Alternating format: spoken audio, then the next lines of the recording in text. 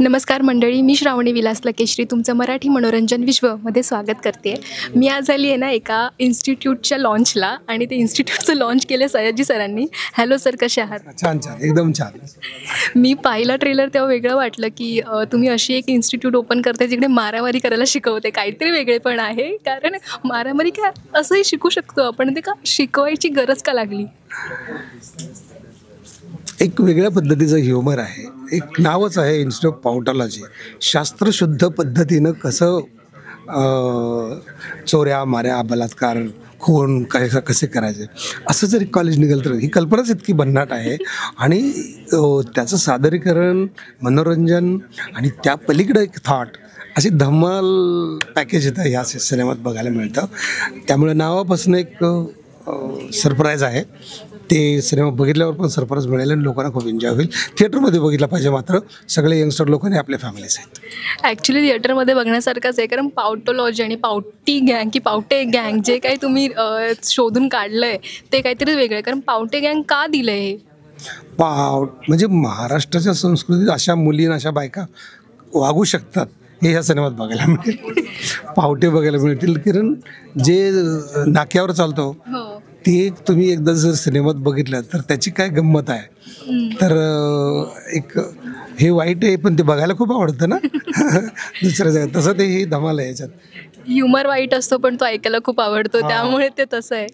तुम्ही बोलात की काहीतरी मुली पण अशा करू शकतात, पण ॲक्च्युली मुलींनाच मारामारी कशी करायची शिकवलं पाहिजे, ते महत्त्वाचं आहे. नाही, त्याच मुलींना काय राडे कसे करायचे, का करायचे. आणि म्हणजे कसं माहिती आहे ना, आपण वरचा चेहरा वेगळा आहे, आतला चेहरा वेगळा आहे. म्हणायचं ते वेगळं आहे असं वाटते, गमतीत चाललंय. आणि त्या पलीकडे एक डोक्यात गोळी घातली. ती डोक्यातली गोळी बघायला थिएटरमध्ये या. हे काहीतरी वेगळं आहे. जेव्हा तुम्ही पूर्ण प्रॉपर शूट करत होता, तुम्ही म्हणालात की आम्ही खूप धमाल केली आहे आणि एक यंगस्टरसोबत काम करण्याची एक वेगळी मजा असते, किंवा त्यांचा ह्युमर आणि आपला ह्युमर मॅच करून काहीतरी वेगळं घडतं. तसं काही घडलं होतं का सेटवरती? डिरेक्टरनं काढलेल्या गोष्टीची इतक्या भन्नाट होत्या की असं वाटतं की अरे आपण हे असं करायचं आहे. तर म्हणजे सगळ्या यंगस्टर्स सगळे बसलेत आणि ह्याचा चेहरा आहे वेगळा आणि हा बोलतोय वेगळंच. ते पोरांना सुद्धा कळून द्यायचं नाही आहे. आणि मग त्यातनं अर्थ पोरं कसं घेतात, मग त्यांची परीक्षा घेतली जाते. उतरले ते, तशी ती मजा आली होती. ॲक्च्युली तुमचा एक डायलॉग मी ऐकला होता की ह्याला काय गरज आहे इन्स्टिट्यूट ओपन करायची, किंवा हा काय एवढ्या आत्मीयतेने पूर्ण हे करतोय. त्या डायलॉगच्या मागचं काहीतरी रिझन असेलच ना? हां, म्हणजे ते लय प्रेम असतं त्यांचं, तरी मागणं एक वेगळंच युद्ध चाललेलं असतं. तर असा तर धमाल रोल आहे की सतत चेहरे बदलत असतो तो. आणि अशीच ती पावटॉलॉजी आहे. पावट्या असे सगळे धमाल आहे. ॲक्च्युली बघायला मजा येणार आहे, कारण मला एक ना शेवटचा डायलॉग, ट्रेलरच्या शेवटी एक डायलॉग होता, तो खूप आवडला होता. त्यात तुम्ही नव्हता, बट तो संदेश मात्र छान दिला होता. तो आता मी सांगत नाही, ते ट्रेलरमध्ये जाऊन बघतील लोक. हजारो वर्षापासून असं घडत असतं, पण आत्ता काय घडतंय हे थिएटरमध्ये 11 एप्रिलला जाऊन बघा तुम्ही. इन्स्टिट्यूट ऑफ पावटॉलॉजी, फुल धमाल. येस. मला ना एक वेगळा प्रश्न विचारायचा आहे. सध्या तुमच्याकडे कॉमेडी जॉनर खूप छान पद्धतीने आहे, तुम्ही सगळीच ॲक्टिंग छान करतात, पण कॉमेडीकडे तुमचा पकडा जरा चांगला आहे. पण सध्याच्या जनरेशनमध्ये किंवा सध्या जे चालू आहे की स्टँडअप कॉमेडीमध्ये सरळ रिलिजनला किंवा ह्या गोष्टींना घेऊन जोक मारतात, ते आधीही होत होते, पण सध्या राजकारणी पण त्याच्यामध्ये हस्तक्षेप करत आहेत आणि तो वेगळ्या पद्धतीने करतात. जसं तुम्ही म्हणत मारामारी करायला शिकवतो, ती मारामारी ते तिकडे जाऊन करतात. तर तुम्हाला त्याबद्दल तर वेगळं वाटतं का, किंवा त्याबद्दल तर तुमचं मत काय आहे? नाही, कोणी आपलं मत मांडलं तर ज्याला लागलं त्याच्यासाठी मारामाऱ्या करायला नकोत. अखिल भारतीय कार्यकर्त्यांचं एक संमेलन घ्यायला पाहिजे, सगळ्या पक्षाच्या. ही कार्यकर्त्यांची भूमिका काय असावी, तर तिथं जरा गल्लत आहे. आणि काळानुसार बघितलं तर सांगण्यावरून वागणारे कार्यकर्ते जास्त झालेत, तर स्वतःहून असलेले कार्यकर्ते कमी झालेत. काळच बदलत चालला आहे आता.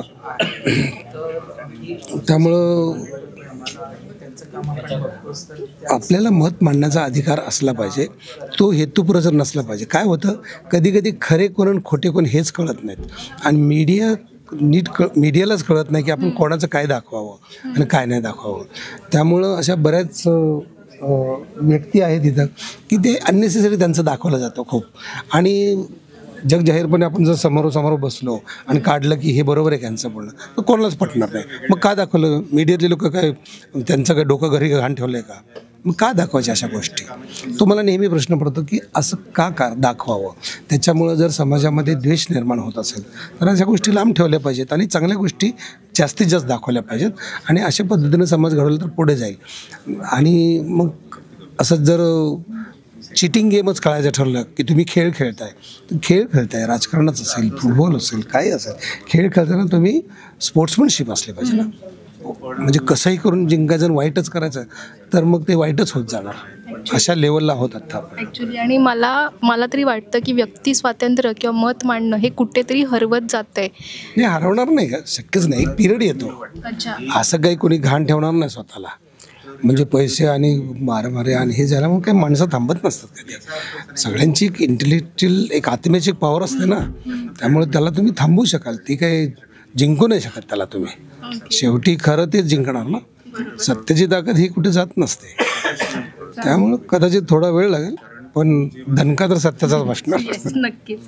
तुम्हाला पावटॉलॉजीसाठी खूप खूप शुभेच्छा. आणि आय नो की सगळे खूप आवर्जून बघणारे आहात शो, कारण इतका वेगळा आहे की तुम्ही सुद्धा इमॅजिन नव्हता केला की असं काहीतरी येईल. त्यासाठी तुम्हाला ऑल द बेस्ट आणि thank you so much. Thank you. Marathi मनोरंजन विश्वाचा खूप खूप आभारी. त्यांनी सगळीकडे जास्तीत जास्त लोकांना दाखवा आणि मराठी मनोरंजन विश्व आपण स्ट्रॉंग करूया. Yes, thank you so much.